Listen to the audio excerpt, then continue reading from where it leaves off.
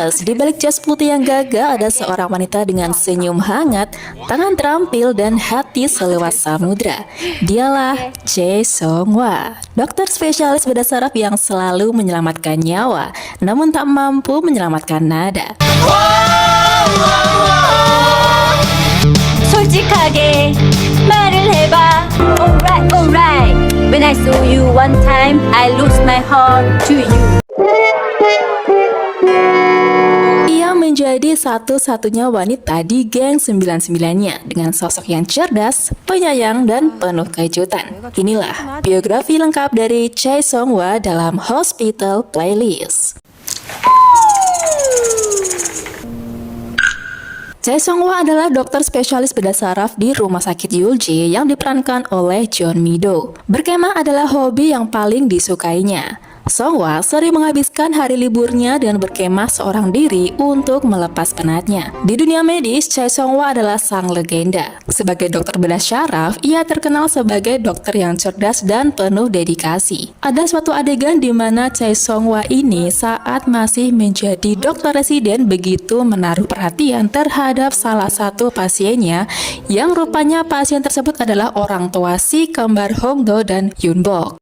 Yoon-bok akhirnya mengetahui dokter residen yang telah merawat ibunya adalah seniornya sendiri, yakni Chae Song-hwa yang tak pernah ia lupakan. Dengan tangan dinginnya yang selalu sukses dalam operasi sulit, bahkan saking kompetennya, ia dijuluki sebagai Dewi Bedah Syaraf. Ia bahkan sangat suka belajar. Mempelajari otak manusia adalah sebuah obsesi baginya. Ia juga sangat dikagumi oleh dokter residennya. Walaupun ia menjadi dokter spesialis, tak serta-merta membuatnya lupa diri akan keberadaan para dokter residennya. Terbukti saat ia diminta wawancara sebuah program televisi, ia enggan melakukannya jika tidak bersama dengan para dokter residennya yang selalu membantunya. 알아. 병원장님한테 들었어. 정말요? 근데 나 안 한다고 했는데. 왜요? 왜 안 하신다고 하셨어요? 니들 시간 안 된다고 해서. 같이 고생했는데 어떻게 나만 인터뷰를 해. 니들도 같이 인터뷰하면 좋을 것 같아서 다른 시간 몇 개 더 물어봤거든. Meski begitu, tak ada yang bisa menyangkal bahwa Chae Song-hwa adalah kombinasi sempurna antara profesionalisme dan kehangatan. Dia tak pernah meninggikan diri, selalu menjadi tempat curhat bagi pasien, junior, bahkan para sahabat-sahabatnya. Persahabatan yang lebih langka daripada permata, ya itulah geng 99. 기념사진 한번 찍을까?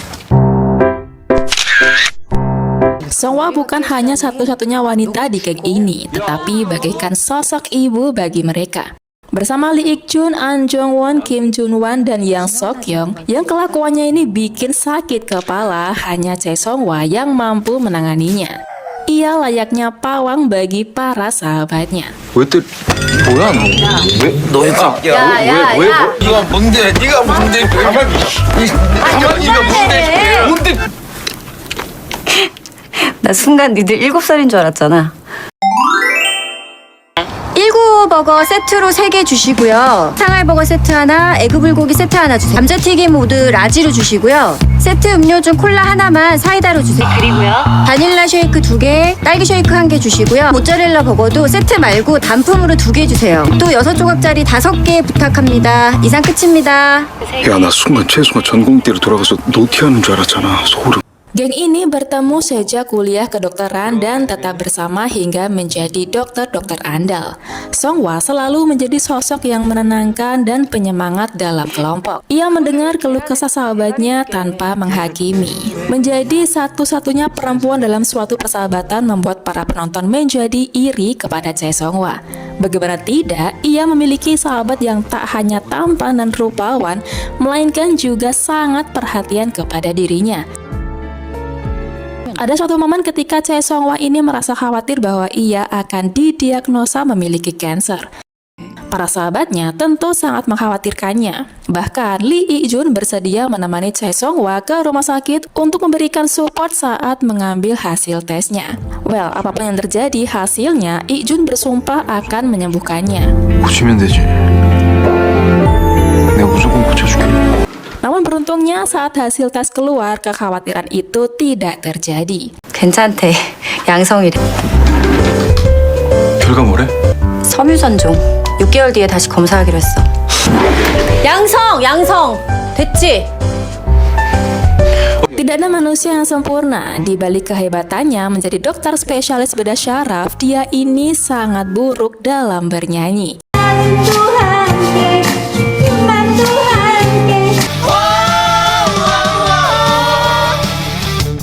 웃지 말고 대답해봐.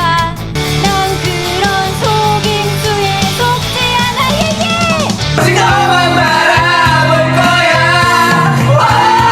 Namun berbeda dengan kehidupan aslinya, John Mido justru memiliki suara yang sangat mempesona loh Besti.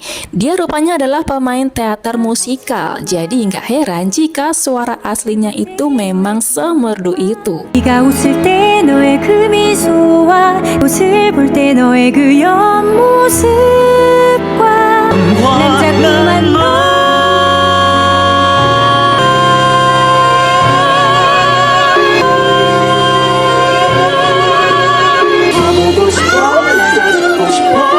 Meski suaranya tak layak masuk kompetisi menyanyi, tangannya justru luar biasa saat memetik bass. Sebagai seorang bassis Mido Envalasol, ia memberikan warna tersendiri dalam band ini. Saat ia bermain, terlihat bahwa musik adalah bentuk lain dari terapi, bukan hanya untuk pasiennya, tetapi juga untuk dirinya sendiri. Dan satu fakta menarik sama halnya seperti Kim Junwan, di balik tubuh mungilnya, Songhwa adalah sosok orang yang banyak makan.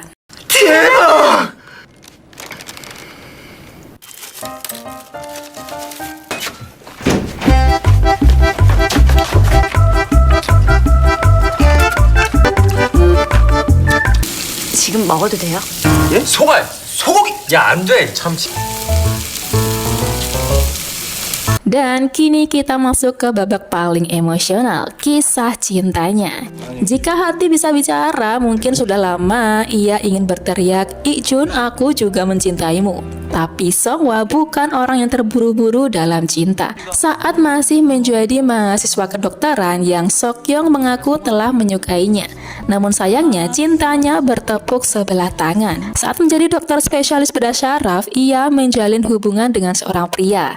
Namun berakhir kandas karena pacarnya ini telah berselingkuh. Orang pertama yang mengetahui perselingkuhan ini sebenarnya adalah Kim Junwan. Namun tak sampai hati, ia ingin mengatakannya kepada Chae Songhwa. Namun akhirnya bangkai tercium juga dan membuat hubungan mereka kandas di tengah jalan. Songhwa masih betah dengan kesendiriannya dan menjalankan rutinitasnya. Mengetahui Songhwa masih single, seorang dokter residen bernama An Cheong rupanya telah menyukainya dan bahkan berani mengungkapkan perasaannya.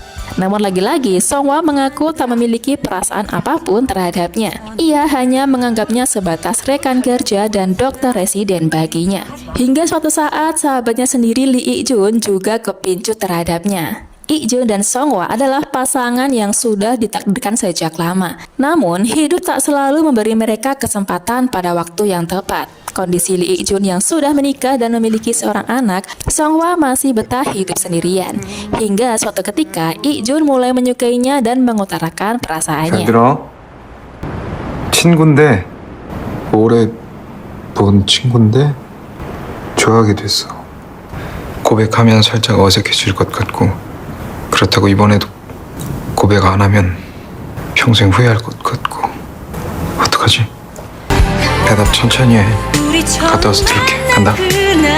Namun Chae Songhwa menolaknya dengan alasan pertemanan. Tak ada yang berubah sejak kejadian itu. Suatu ketika Ik-jun mengalami sebuah kecelakaan dan Songhwa adalah orang pertama yang mengkhawatirkannya. Ia bahkan menggenggam erat tangan sahabatnya itu. Sejak hari itu, ia terus memikirkan akan perasaannya yang sesungguhnya. Jauh sebelum itu rupanya Ik-jun adalah cinta pertamanya yang tertunda. Kejadian berawal saat masa kuliah. Rupanya diam-diam Songhwa memperhatikan Lee Ik-jun. Begitupun sebaliknya. Ia berusaha mengubur perasaannya begitu mengetahui bahwa sahabatnya Yang Seokyeong juga menyukai Chae Songhwa.